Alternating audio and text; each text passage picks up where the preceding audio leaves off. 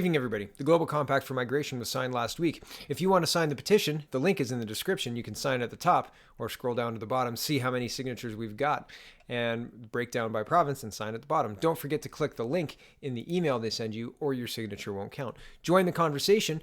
We have some private forums at CanadaPoly.com, and you can click the registration link there. You have to be registered to view the forums and to participate. We'd love to have you come and register and join the conversation. I wanted to show you guys this, and this is all three parts of the interview with Justin Trudeau. And we're not going to go through and listen to it. Right, Evan? Right. But I was going to point this out. The likes to dislikes ratio is massive. It's huge in all of the videos. Anything that shows Trudeau recently has been having the same phenomenon happen. And I thought, man, I want to point this out. I've been a long time watcher of politics. I thought the 2008 election was in the bag for Obama because of the memes on Reddit.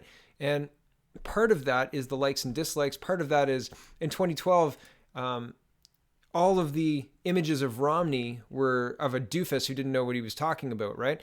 And that's telling. In 2016, all of the images of Hillary were her being tossed like a side of beef into a van, right? Like it was people flock to and dislike politicians they dislike, and they make fun of them if they don't like them. And what's happening is Bernier's been seen as the cool guy and Trudeau is the guy to hate, despite media telling you different, despite media saying that Scheer and Trudeau are in a dead heat. Sure they are. And Trudeau's the more preferred prime minister. Yeah, give me 10 Canadians in a room, and if even 3 of them say that, I will agree that the poll says that's true. My goodness.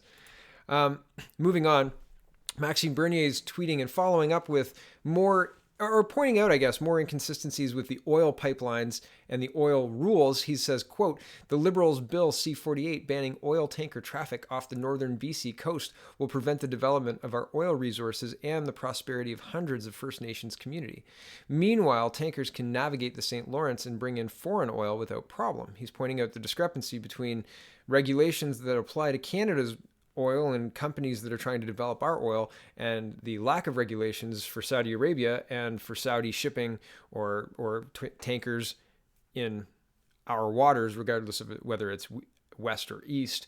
I was using Saudi Arabia because I was talking about Energy East earlier today, but it doesn't matter. Either side, either sea has more stringent regulations for Canadian oil or tankers than they do for foreign. And that's not fair. That doesn't help our Canadian energy industry. That stifles it. That kills it. Why is Justin Trudeau trying to kill our energy industry? Here is probably the most disturbing story since the mayoral election in Toronto, from Toronto, and it's about Faith Goldy. So I'll set this up, and then somebody on Meta Canada sticky to thread, and I'm going to read it. I'm going to read the top of it because it encapsulates what's going on here so much better than I could. I would just be stealing their work anyway. So link is in the description. I think it's really interesting, the comments about this, the whole conversation around this. But the fact that this is happening in Canada is incredible. Okay, so Way of the World tweeted, "All Faith Goldy did was stand for office, and she was shut down at every turn by the media, politicians, and the courts. And all she got for her efforts was a huge legal bill. Our system is corrupt to the core." And Way of the World is linking to this Faith Goldy tweet, and we'll look at that. And Faith Goldy tweeting, "I have 30 days to come up with $43,117.90 to cover Bell's legal fees. The establishment is trying to make an example of me to intimidate other nationalists. I won't be intimidated, but today I need your help. Canadian courts are corrupt. My big Bell bill." And she's 100% right. The Canadian courts are corrupt in this case. And here's the breakdown on Meta Canada. So the images here are kind of crazy, but the content is worth it. So it says, and part of Faith's asking for help was setting up a GoFundMe page. And GoFundMe is a website where you can set up a cause and people can donate. She had made $3,000 in 3 hours, and then her campaign got shut down. So this encapsulates kind of everything that's happened up to now with regards to the Faith Goldy mess and this rogue judge, really. I don't think there's any other way to put this. This should not stand. And I hope that somebody in some level of government weighs in here, because this is incredible. And realistically, that's probably not going to happen, but I hope Faith follows this up to the Supreme Court of Canada, because this is unbelievable. And it shouldn't be up to her to do this. Really, it shouldn't be up to her to fight this. This is improper. And I should tell you what I'm talking about before I go off on it. So here we go. Quote, Faith Goldy, formerly of Rebel Media, ran for mayor of Toronto earlier this year. Despite being banned from every debate, she came in third with about 25,000 votes. She was also denied advertising by CP24, a channel owned by Bell Media, who also owns CTV, Canada's biggest private network. Faith had sent them a certified check, and Bell's lawyers approved the ads before they were rejected without explanation. In court, Bell claimed they would, quote, suffer commercial harm and concerned it would violate laws against separating racist messages of hate, despite the ads not mentioning race. And there's an archive link.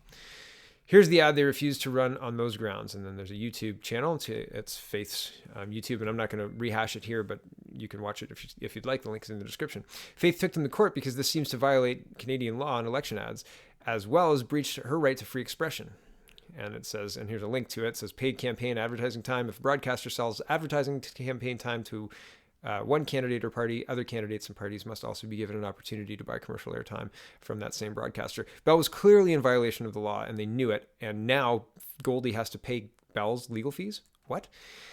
Back to this. The judge admitted to the court has jurisdiction when it comes to charter right issues, but refused to hear the case, stating, quote, I decline to exercise my discretion to carve out the charter issues and have them heard separately by the Superior Court of Justice.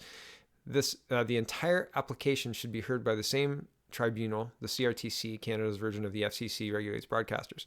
And there's a link to that archived news piece.